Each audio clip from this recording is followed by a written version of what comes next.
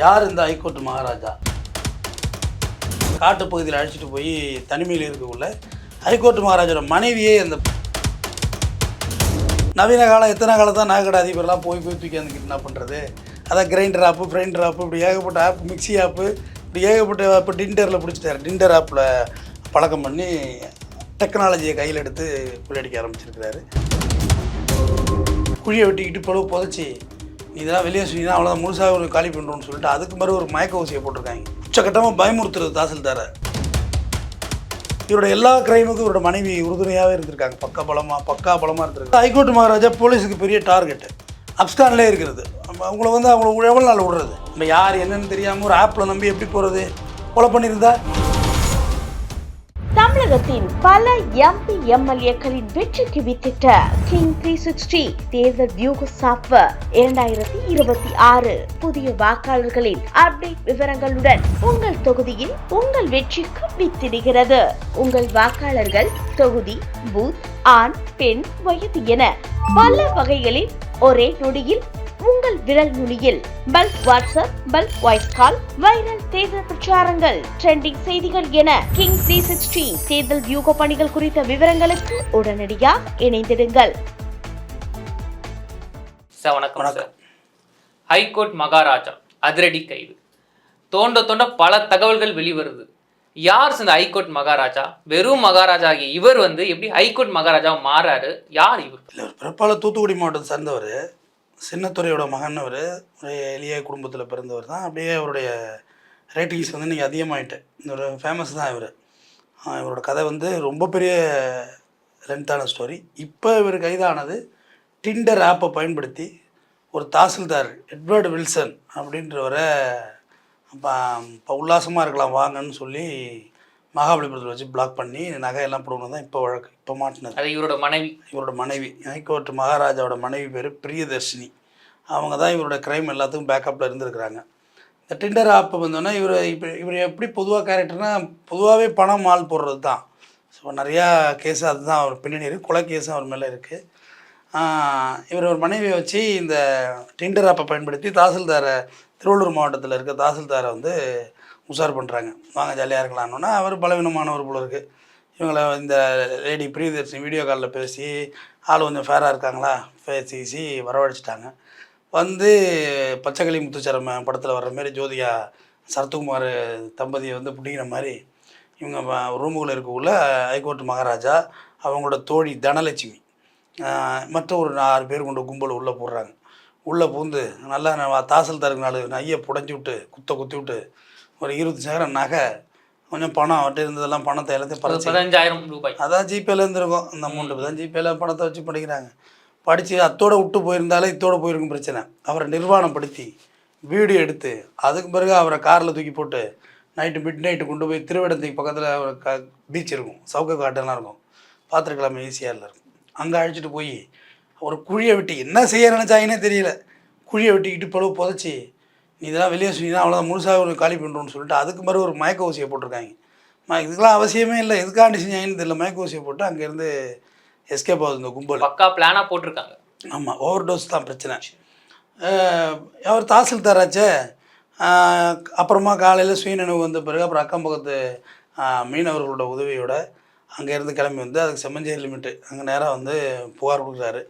அப்புறம் தாம்பரம் கமிஷனர் அமுல்ராஜ் அவர்களுடைய அறிவுறுத்தலின்படி இவங்களோட டீம் பிடிங்கன்னு சொல்லி ஒரு ஸ்பெஷல் டீம் ஃபார்ம் பண்ணுறாங்க. பள்ளிக்கரணை துணை ஆணையர் பொன் கார்த்திக்குமார் மற்றும் செம்மஞ்சேரி உதவியாளர் வெங்கடேசன் தலைமையிலான குழு ஒன்று ஒரு 9 பேர் கொண்ட தனிப்படை போட்டு தீவிரமாக தேடுறாங்க. இவங்க மீண்டும் சோழிங்கநல்லூர் பகுதியில் ஒரு வருடம் கொள்ளையடிக்க முயற்சி திட்டமிட்டு இருந்தப்போ இவங்களை அரெஸ்ட் பண்ணுறாங்க. இந்த என்டையர் டீமையும் தூக்குறாங்க. தூக்கி கொண்டு விசாரணை நடத்தினாக்க இவருக்கு அப்புறம் தான் திடுக்கிட்டு கூட மேடவாக்கம் பகுதியில் 25 சவரம் நகை இதேமாரி ஒரு கேஸில் இவங்க போட்டிருக்காங்க. இவர் மேலே பார்த்திங்கன்னா ஹைகோர்ட் மகாராஜா மேலே பார்த்திங்கன்னா சென்னை, தூத்துக்குடி, மதுரை, திருநெல்வேலி, புதுக்கோட்டை, கோயம்புத்தூர் உள்ளிட்ட பல்வேறு மாவட்டங்களில் கொலை முயற்சி வழக்குகள் எல்லாமே இவர் மேலே இருந்துகிட்டு இருக்குது. ஹைகோர்ட் மகாராஜா பிடிக்க போன போது தப்பித்து செல்ல முயற்சித்து வழக்கம் போல் கை காலெலாம் உடைஞ்சிட்டு வழுக்கி விழுந்து கை காலெலாம் உடைஞ்சிட்ருக்கு. விசாரணை அதுக்கு பிறகும் போயிட்டுருக்கு. கடந்த வருடம் கிண்டியில் போலீஸார் ஹைகோர்ட் மகாராஜா வந்து பிடிக்கும்போது சுட்டு பிடிச்சாங்க. அது கொஞ்சம் ஃபேமஸாக இருந்தது. ஏன்னா அவர் அப்ஸ்கான்லேயே நிறையா நாள் காலத்தை ஓட்டியிருக்காரு. 2024ஆம் ஆண்டு விளாத்திக்குளத்தில் வந்து ஒரு கொலை முயற்சி வழக்கில் வந்து கைதாகி ஹைகோர்ட் மகாராஜா நீதிமன்றத்தில் ஆஜர்படுத்தி சிறையில் அழைச்சிட்டு போகும்போது போலீஸார் பிடியிலேருந்து மிளகா பொடியை தூக்கிட்டு தப்பிச்சு போயிருக்கிறாரு. அவரோட கிரைம் ரேட்டிங்ஸ் இப்படியே நாளுக்கு நாள் அதிகரித்து கொண்டே இருக்கிறது. இப்போ ஒரு 35 சவரன் நகை, கொஞ்சம் லட்ச ரூபா பணம், இதெல்லாம் வந்து இப்போ ஒரு 3 லேக்ஸ் பணம் இதெல்லாம் வந்து ரெக்கவரி எடுத்துருக்குறாங்க. 3 லேக்ஸ் பணம் வந்து ரெக்கவரி எடுத்துருக்குறாங்க. தொடர்ந்து விசாரணை நடந்து போயிட்டுருக்கு. யார் இந்த ஹைகோர்ட் மகாராஜா? பெரிய லார்ஜஸ்ட் கொஸ்டின். அவர் சாதாரணமாக தூத்துக்குடியில் பிறந்து வளர்ந்தவர். இவரோட மனைவி அங்கீகரிக்கப்பட்ட மனைவி பிரியதர்ஷினி தான். அங்கே ஒரு 2020ஆம் ஆண்டு பார்த்திங்கன்னா தருவைக்குளம் அப்படிங்கிற ஒரு மீன் கம்பெனியில் வேலை செஞ்சுட்டு இருந்த ஒரு பெண்ணுக்கும் இவருக்கும் காதல் ஏற்படுது. நல்லா ஊர்லாம் சுற்றுறாங்க. அவங்க அங்கே ஒரு காட்டுப்பகுதியில் அழைச்சிட்டு போய் தனிமையில் இருக்கக்குள்ள ஹைகோர்ட் மகாராஜோட மனைவியே அந்த பொண்ணு வந்து கொஞ்சம் அவதூறாக பேசுது. அவதூறாக பேசுனா அங்கேயே அடித்து உடச்சி கொலையை பண்ணி பெட்ரோல் ஊற்றி கொளுத்தி விட்டு அதுக்கிட்ட இருந்து நகை எடுத்துகிட்டு வந்துடுறாரு. அப்புறம் மதுரையை சேர்ந்த ஒரு மாஜி ஐஏஎஸ் அதிகாரியுடைய மனைவிகிட்ட இவங்க பழக்கம் ஏற்படுது. இவருக்கு பழகி போயிட்டுருக்காங்க. அந்த மாஜி ஐஏஎஸ் அதிகாரிங்க பார்த்துருப்பீங்க, தற்கொலையில் வந்து பயங்கர ஃபேமஸ் ஆச்சு. அந்த மாஜி ஐஏஎஸ் அதிகாரியோட அவங்க வந்து ஒரு 15 லட்ச ரூபா பணத்துக்காண்டி அவங்களுடைய வணிக வளாகத்தை ஒரு கும்பலை எழுதி வாங்குறாங்க. அந்த அந்த அந்த மாஜி ஐஏஎஸ் அதிகாரிக்கு இவருக்கு பழக்கம் இருக்கிறது இதுமாதிரி எழுதி வாங்கிட்டாங்கன்னு இவர் அந்த எழுதி வாங்கின கும்பலில் ஒருத்தருடைய பையன் 10 வயசு பையனை கிட்னாப் பண்ணுறாங்க. கிட்னாப் பண்ணி போக்குள்ளே போலீஸ் ரவுண்டப் பண்ணுது. இதுக்கு மேலே தப்பிக்க முடியாது, விட்டு போயிடுறாங்க. அந்த குழந்தைய விட்டு போனோன்னா அந்த மாஜி ஐஏஎஸ் அதிகாரிக்கு வந்து பல்வகையான நெருக்கடிகள்லாம் வருது இல்லை, பேரெல்லாம் வந்த பிறகு அவங்க தற்கொலை பண்ணிக்கிறாங்க. அது ரொம்ப ஃபேமஸாக பேசப்பட்டது. ஏன் தற்கொலை பண்ணாங்க, கொலை தானா அப்படின்னு ஹைகோர்ட் மகாராஜாவெல்லாம் சஸ்பெக்ட் அது வழக்கில் தற்கொலை பண்ணிக்கிறாங்க. அதுக்கு வந்து மொட்டையெல்லாம் அடிச்சுக்கிட்டு உருமாறிக்கிட்டு வந்தார் இவர். துக்கத்துக்கு வரக்குள்ள போலீஸை வந்து ரவுண்ட் அப் பண்ணிச்சு அப்போ ஒரு வாட்டி. அதான் சார், எதுக்கு சார் இப்போ வந்து இவருக்கு வந்து ஒரு ஒர்க்கு கொடுத்தாங்க, இவர் முடிச்சிட்டார். ஆனால் இவங்க இறந்ததுக்கு வந்து இவர் எதுக்கு மாறு விஷயத்தில் அங்கே கம்பல்சரி வரணும்? தெரியும் நம்ம வந்து ஒரு பிரச்சனையில் இருக்கோம், போனால் மாட்டி போனேன். ஆனால் அப்படி தெரிஞ்சும் மாறு விஷயத்தில் வருவதற்கு காரணம் என்ன? க்ரைமை பொறுத்தவரையிலையும் ஏன் வந்தாங்க, எதுக்கு வந்தாங்கிற கேள்வியெல்லாம் கிடையாது. அது அவங்களுக்கு தோணும் செய்வாங்க. இப்போ இந்த தாசில்தார்ட்ட பணம்லாம் பிடிங்கியாச்சு, அதுக்கு மாதிரி ஏன் கொண்டு போய் புதைக்கணும்? அவசியமே இல்லையே. அப்போ க்ரைமு அவங்க மென்டாலிட்டி எப்படி தோணும்? உச்சக்கட்டமாக பயமுறுத்துறது தாசில்தாரை. மண்ணெல்லாம் பிடிக்கிறாரில்ல அவர், குழியில் வச்சு போதிச்சிடும் பட்டவராஜுக்கள்னு பயமுறுத்துறது தான். அது அவங்கள ஒரு சேஃபாக தன்னை நினச்சி செய்கிறது தான்.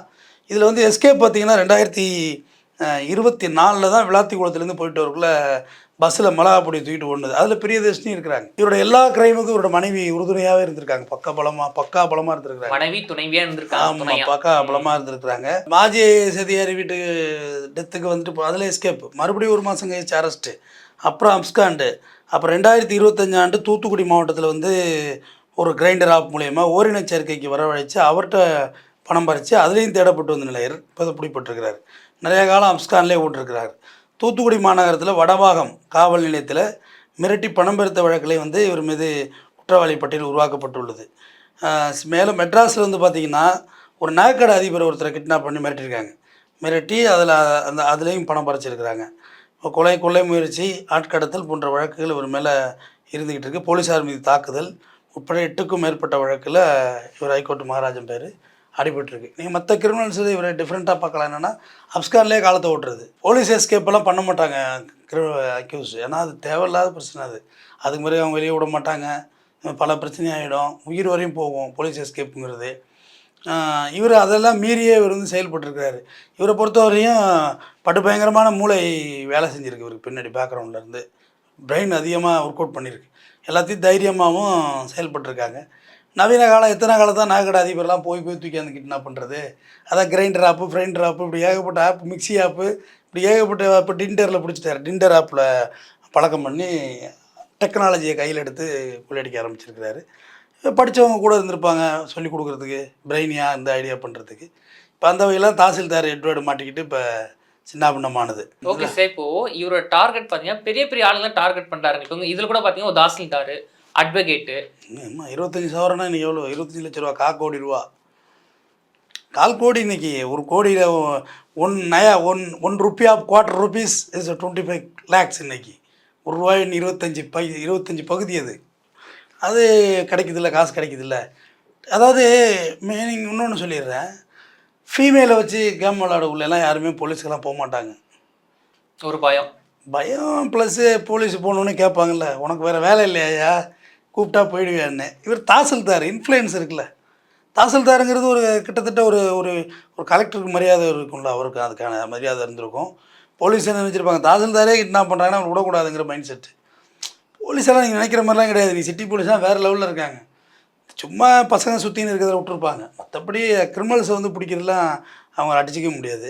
ரெண்டாவது ஹைகோர்ட் மகாராஜா போலீஸுக்கு பெரிய டார்கெட்டு அப்ஸ்கான்லேயே இருக்கிறது. அவங்கள வந்து அவங்கள எவ்வளோ நாள் விடுறது. இப்போ எலெக்ஷன் நெருங்கிட்டு இவன் அப்ஸ்காண்ட் அக்யூஸ் ஒன்று தானாக ரிமாண்ட் ஆகிடணும். தானாக போய்ட்டு ரிமாண்ட் ஆகிட வேண்டியது, வேறு வழியெல்லாம் கிடையாது. ஒரு வக்கீலை பிடிச்சி சரண்டர் பெட்டிஷன் போட்டு சரண்டர் ஆகிட வேண்டியது தான். சரண்டர் ஆகிட்டால் நீதிமன்ற கஸ்டடியிலேருந்து ஆஃப்டர் எலெக்ஷன் கூட நீங்கள் வெளியே வந்துக்கலாம். எலெக்ஷன் இருக்கிறதுல வந்து அக்யூஸை வெளியே வைக்க மாட்டாங்க, டைட்டாக தூக்க ஆரம்பிச்சிருவாங்க.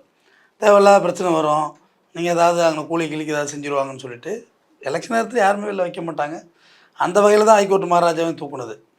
ஆக்சுவலாக இவரை பற்றி இதே நம்ம நிறைய பேசியிருக்கோம். பட் மறுபடியும் இப்போ பேசுகிறோம்னா அந்தமாதிரி ஒரு சம்பவம் செய்கிறதுக்கு தான் பேசுகிறோம். மற்றபடி அவரை ப்ரமோட் பண்ணுறதுக்காக வேண்டியோ இல்லை அவரை டீக்ரேட் பண்ணுறதோ நம்ம வேலை கிடையாது. மறுபடியும் இப்போ ஒரு சம்பவம் டிண்டர் ஆப் வந்து செஞ்சுருக்காங்க. தாசில்தாரே பலி ஆகுறாரு இந்த மேட்டரில். அப்போ சாதாரணப்பட்ட நம்ம இந்த ஆப்புகள்லேருந்து எவ்வளோ தூரம் தள்ளி இருக்கணுங்கிறதுக்காக தான் நான் சொல்ல நினச்சது. நம்ம தள்ளி இருந்துக்கணும். இதெல்லாம் தேவையில்லாத ஆப்பு. ஆபாசம் அழைக்கிறாங்க, போகிறாங்க, வர்றாங்க. நம்ம யார் என்னென்னு தெரியாமல் ஒரு ஆப்பில் நம்பி எப்படி போகிறது? கொலை பண்ணியிருந்தா போனாங்க, ஒரு டோஸ் ஓவர் டோஸ் ஆகி மயக்க ஊசி ஓவர் டோஸ் ஆகி செத்து போயிருந்தா என்ன செய்கிறது? சரி, இவனை விடக்கூடாது, அப்படின்னா அவனை கொலையை பண்ணணுன்னா பண்ணிட்டா என்ன செய்ய முடியும்? குறைந்தபட்ச கருணையே மரணம் தான் அங்கே. அதனால் நம்ம தான் போய் மாட்டிக்கக்கூடாது. இந்த மாதிரி விஷயங்கள்ல எல்லாம் வால்ட் ஆகிக்கூடாது.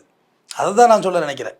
நம்ம ஜாக்கிரதையாக இருந்துக்கணும். நம்ம இப்போ தாசில்தார் எவ்வளோ படித்தவர், அவருக்கு தெரியாம 4 விஷயம். நாளுங்க யார் வேணுமோ வலையை விரிப்பாங்க தான். வலையை விரிச்சு மாட்டினா என்ன ஆகும்? சிக்கலாக தான் ஆகும். அதான் சார், இப்போ இந்த கேஸ் நிறைய கேஸ்ல பாத்தீங்கன்னா பெரிய பெரிய ஆளுங்க டார்கெட்டா இருக்காங்க. ஓகே, இத்தனை வருஷம் வந்து தலைமுறை வர இருக்காரு. அப்போ கண்டிப்பா இருக்கு பெரிய பின்புலம் இருக்கலாமா? தாராளமாக இருக்கலாம். அதில் என்ன, அதில் மாற்றுக்கிறதே கிடையாது. பின்னாடி பேக்கப் இருக்க தான் செய்யும். பேக்கப் இல்லாமல் எல்லாருக்கும் இங்கே பேக்கப் இருக்குது. எனக்கு ஒரு பின்னணி இருக்கும், உங்களுக்கு ஒரு பின்னணி. யார் இங்கே பின்னணி இல்லாமல் இருக்கா? பின்னணிலாம் எல்லாருக்கும் இருக்கும். அதை தான் அவங்கவுங்கள செக்யூர் பண்ணிக்குவாங்க, பாதுகாத்துக்குவாங்க. அதாவது முக்கிய அரசியல் தலைவர் கூட இருக்கலாம் அப்படின்னு சொல்லப்படுது. யார் உண்மை இருக்கலாம். இதில் என்ன இருக்குது? எல்லாருக்கும் எல்லாம் தேவைப்படுது. அரசியலுக்கும் ரவுடிசம் தேவைப்படுது தானே. அரசியல் நினச்சதுன்னா ஒரே நாளில் ரவுடிசத்தை தொடச்சி எடுக்க முடியாது தானே. எல்லா கட்சியும் பேக்கப் பண்ணி வச்சுருக்காங்க தானே. குறிப்பிட்ட percentage people, set of peoples எல்லா கட்சியிலையும் இருக்காங்க. மறுப்பீங்களா என்ன? எல்லா கட்சியிலையும் இருக்காங்க. ஒரு பீப்புள்ஸ், ஒரு செட் ஆஃப் பீப்புள்ஸ், ஒரு 10 விழுக்காடு அவங்க வச்சுப்பாங்க. அது எதுக்கு வச்சுக்கிறாங்க? அவங்க அரசியல் பண்ணணும்ல, அதுக்காண்டி வச்சுக்கிறாங்க. எனக்கோ ஹைகோர்ட் மகாராஜாவுடைய இந்த யோசனைகள், இந்த இதெல்லாம் வந்து நல்ல வழியில் செயல்படுத்தியிருந்தால் வேறு மாதிரி கூட வாழ்ந்திருக்கலாம். எனக்கோ அஃபென்ஸுங்கிறது நல்ல வழியாக இருக்க முடியாதுல்ல. குறுக்கு வழியில் பணம் சம்பாதிக்கிறது எப்படி நல்ல வழியாக இருக்க முடியும்? நான் உங்கள்ட்ட அடிக்கடி சொல்லுவேன், ஒரு வீட்டுக்கு போய் கொலை பண்ணுறது மட்டும்தான் அந்த வீடு. கொலை பண்ணிவிட்டு திருடா ஆதாய கொலை ஆகிடும். ஆதாய கொலை நீங்கள் அக்யூட்டிலே ஆக முடியாது, கன்விக்ஷன் ஆவீங்க. திருடுறதான் ஒரு வீட்டுக்கு போனால் அங்கே போய் என் கொலை பண்ணுறாப்பா வாரியா மாதிரி பண்ணாத. திருட தானே போனேன், கட்டி மிரட்டி பணத்தை பூரா எடுத்துகிட்டு வந்துங்க. அப்புறம் பார்த்துக்கிட்ட காலைல போலீஸ் எஃப்ஐஆர் போட்டுக்கிட்டோம். மிக்சடாக பண்ணுறது தப்புன்னு சொல்ல வர்றேன். ஆபாசமாக அழைக்கிறது, பாலியல்ங்கிறது அது வேறு. அழைச்சி பிளாக்மெயில் பண்ணுறதுங்கிறது வேறு இல்லை. அது ரெண்டும் கிளப்பாகுள்ளே தான் பிரச்சனை ஆகிட்டு. தாசில்தாரை வந்து வெறும் ரூமில் வச்சு நகை பணத்தை மட்டும் உருவிட்டு அனுப்பியிருந்தால் ஒன்றுமே பண்ண போகிறது கிடையாது. என்ன பண்ண போகிறாரு? வெளியே தெரியாமல் ஓடி இருப்பார். நீங்கள் அதுக்கு பிறகு கொண்டை வச்சு அவர் நிர்வாணப்படுத்தி வீடியோ எடுத்து வச்சா அது இன்னும் இந்த வீடியோ எடுத்து வச்சு பிளாக்மெயில் பண்ணுறதுங்கிறதுலாம் யாரும் இப்போ அலோவ் பண்ணுறதே இல்லை. உங்களுக்கு ஏதாவது அனுபவம் இருந்தால் உடனே போலீஸில் போயிடுங்க. பிளாக்மெயில் பண்ணிகிட்டு இருந்தால் எவ்வளோ நாளைக்கு நீங்கள் அவங்கள்ட்ட பிளாக்மெயிலுக்கு பயந்துட்டு இருக்க முடியும்? போலீஸ்கிட்ட போயிடுங்க. அதுதான் நல்ல வழியும் கூட. காவல்துறை அணுகிறதே இல்லை. அப்புறம் சட்டம் ஒழுங்கு கெட்டு போச்சு, போலீஸ் சரியில்லைன்னா என்ன செய்ய முடியும்? போகணும், போலீஸ் ஸ்டேஷனுக்கு போய் கம்ப்ளைண்ட் எழுதி கொடுக்கணும். இல்லை, எழுதி கொடுத்தா தானே அவங்க நடவடிக்கை எடுக்க முடியும். வெளியே தெரியாமல் போகக்கூடாது, அஃபென்ஸுக்கு துணை போகக்கூடாது. நமக்கு ஒரு குற்றம் நடந்துட்டு நம்ம ஒரு பாதிக்கப்பட்டோன்னா தாராளமாக போலீஸ் அணுகுங்க, ப்ரெஸ்ஸை அணுகுங்க, வெளில கொண்டு வாங்க விஷயத்த. அதான் மற்றவன் பாதிக்காமல் இருப்பான். இந்த டிண்டர் ஆப்பு, ஃப்ரெண்ட் ஆப்பு, எவ்வளோ ஆப்பு வந்து தொல்லை கொடுத்துக்கிட்டு இருக்கு தெரியுமா? அது எப்படி நம்ம வால்ட்டாவோம், எப்படி அதில் உள்ளே போவோம், காசு போகணும்னு தெரியாது. அதில் போய் மாட்டிக்கணும். பேசுகிறதுக்கு இவ்வளவு, அப்புறம் ஆபாசமாக கூப்பிட்றது, அப்புறம் அங்கே போகிறது, அங்கே போய் ட்ரிகர் ஆகி பிரச்சனை ஆகிறது, பிரச்சனை கொலையில் முடிஞ்சிடும். நல்ல வேலை தாசில்தாரை உயிரோடு விட்டுட்டாங்கன்னு தாசில்தார் சந்தோஷப்பட்டுக்க வேண்டியதான். ஓகேங்க சார், ஹைகோர்ட் மகாராஜா யாரு, அவர் எப்படிப்பட்டவன்னு பல தகவல்களை எங்களோட பகிர்ந்துக்கிட்டீங்க. நன்றி, தொடர்ந்து பேசுவோம். வணக்கம். தமிழக தமிழகத்தின் பல எம்பி எம்எல்ஏக்களின் வெற்றிக்கு வித்திட்ட கிங் 360 தேர்தல் வியூக சாப்ட்வேர் 2026 புதிய வாக்காளர்களின் அப்டேட் விவரங்களுடன் உங்கள் தொகுதியில் உங்கள் வெற்றிக்கு வித்திடுகிறது. உங்கள் வாக்காளர்கள் தொகுதி, பூத், ஆண், பெண், வயது என பல வகைகளில் ஒரே நொடியில் உங்கள் விரல் நுனியில் bulk WhatsApp, bulk voice call, viral தேர்தல் பிரச்சாரங்கள், ட்ரெண்டிங் செய்திகள் என கிங் 360 தேர்தல் வியூக பணிகள் குறித்த விவரங்களுக்கு உடனடியாக இணைந்திடுங்கள்.